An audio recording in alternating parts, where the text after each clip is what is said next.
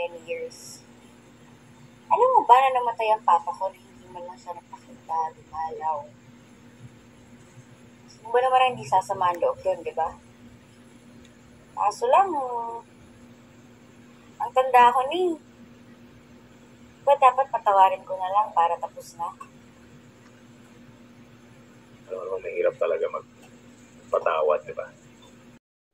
Hello po, magandang gabi, magandang umaga. This is Rose, isa akong licensed counselor. So, ang clip na yon ay galing sa pelikulang Unmarried Wife. Okay, yung wife doon ay iniwan ng kanyang tatay, kaya parang mahirap daw sa kanya ang magpatawad. Pero sabi nga niya ay napatawad na niya, no? At sabi naman ng husband niya, mahirap nga daw magpatawad. Habang tumatagal yung kwento, no, ang babae naman, ang wife, ay niloko din ng kanyang husband. Nagpatawad nga ba si Unmarried Wife sa pelikulang ito? Ang ipapaliwanag ko sa inyo ay mga kadahilanan kung bakit natin kailangan magpatawad. Alam ko, hindi ganun kadali ang magpatawad, no?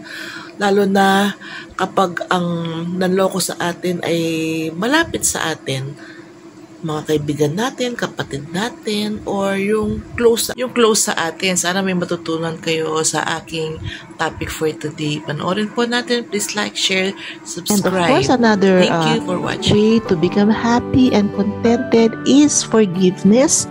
Matuto tayong magpatawad sa mga taong nanakit sa atin. Without an ability to forgive, certain emotions such as anger, resentment, and hurt can consume lives and create ever-increasing cycles of hostility and desire for revenge. To forgive others is to free yourself. No? Ang tao daw hindi marunong magpatawad ay habang buhay siyang galit, habang buhay siyang nasasaktan, no? At sinasayang niya ang buhay niya. Diba? Kasi hindi siya nagiging masaya. Lagi na lang siyang galit. Laging gustong maghiganti, no? Laging nasasaktan. So, masaya ba ang taong ganyan, no? So, ang sabi dito, we should learn to forgive, not for other people, pero para sa ating sarili. McCullough noted that forgiveness allows us to move beyond desire for revenge and to reinstitute social ties. Kapag nag-forgive na tayo, nagpatawad na tayo, makakalimutan natin ang paghihiganti, no? At matatapos yung cycle ng revenge sa ating buhay at magiging mas masaya tayo. Emmons viewed forgiveness as one of the more useful ways to regulate negative emotions. Okay, mas masaya daw, mas pleasant daw yung mga emotions ng mga taong nagpapatawad. Forgiveness is not simply tolerating or forgetting an injustice. It is not using denial or suppression. It is not forgetting, denying, or minimizing a hurt. It is not condoning what was done. Forgiveness entails recognizing and acknowledging that a transgression occurred against us and finding ways to move beyond it. True forgiveness is about breaking free from both the wrong done to us and from the person who committed the wrong. Ang forgiveness daw ay hindi natin tinotolerate yung injustice. No, hindi daw natin dinideny or sinusuppress yung ating emotions. Hindi din daw natin dinideny yung ating pain or hurt, no? Ang forgiveness daw is nare-recognize natin at tinatanggap natin yung mga pagkakamali ng ibang tao sa atin.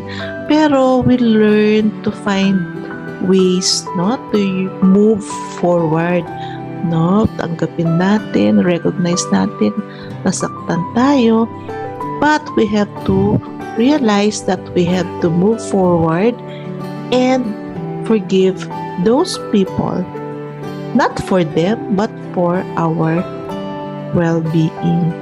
True forgiveness is about breaking free from both the wrong done to us and from the person who committed the wrong. Alam nyo guys, kapag hindi daw tayo marunong magpatawad, ang kawawad lang daw yung ay tayo, no? Nabubuhay tayo sa pain, no? Nabubuhay tayo sa galit. Hindi natin alam na yung mga tao palang sumakit sa atin, ay nanakit sa atin, ay masaya na sa kanilang buhay. Okay, nagmumukmuk pa rin tayo na sa ating pain, no? We are still living with our pain and hurt. Okay, so tayo ang kawawa, no? At yung nanakit sa atin ay nag-i-enjoy na sa kanilang buhay. Why should we even bother to forgive? The answer lies in the fact that in the long run, anger, resentment, and obsessive rumination about an event only serve to hurt us. No? Kapag hindi tayo marunong mag-forgive, sinasaktan lang natin yung ating mga sarili. Tayo lang, no? Kasi laging negative emotions yung mga nararanasan natin. So, kawawa yung katawan natin. Forgiveness is a gift we give ourselves. Ito daw ang regalo natin sa ating sarili. Mo yung katawan mo kapag hindi ka daw marunong mag-forgive, no? Nalalason daw yung buong katawan mo to the point na magkakaroon ka ng maraming sakit sa katawan mo. But if you forgive, sabi niya dito, parang regalo mo na daw yung sa sarili mo kasi mas masaya yung katawan mo, no? Mas healthy ka. Okay, kasi wala na yung resentment, walang anger, mas masaya ka, no?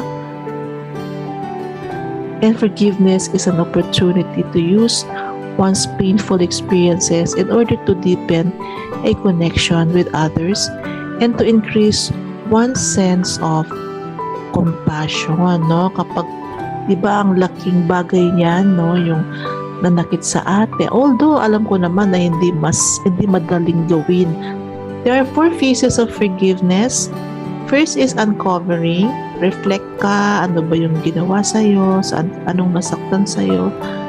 Okay, ano yung mga emotions na naranasan mo nung ginawa ito sa'yo, no?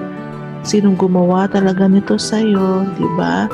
Get the facts and then mag-decide ka and then work on it and then deepening or reflection, anong natutunan mo.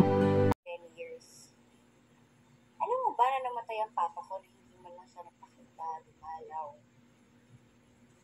Sino ba naman ang hindi sasama ang loob doon, di ba? Kaso lang, ang tanda ko ni, ba dapat patawarin ko na lang para tapos na?